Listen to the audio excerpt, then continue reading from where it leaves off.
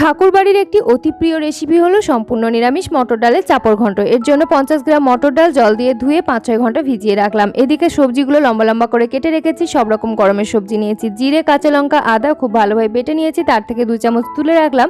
আর বাদ বাকি বাটা মশলার সঙ্গে আগে থেকে ভিজিয়ে রাখা মটর ডালগুলোকে নুন আর কাঁচা লঙ্কা দিয়ে বেটে নিয়েছি।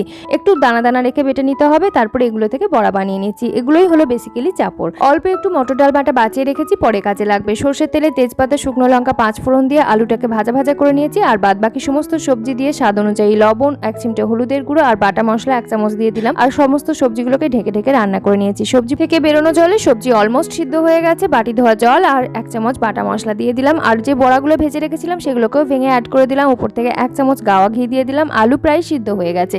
ঢেকে আর 5-7 মিনিট রেখে দেওয়ার পর গরম গরম পরিবেশন করে নিয়েছি চাপড় ঘন্ট। গরম ভাতের সঙ্গে খেতে দুর্দান্ত লাগে। তোমাদের ভালো লাগলে লাইক, কমেন্ট, শেয়ার, সাবস্ক্রাইব করে সঙ্গে থেকো। ধন্যবাদ।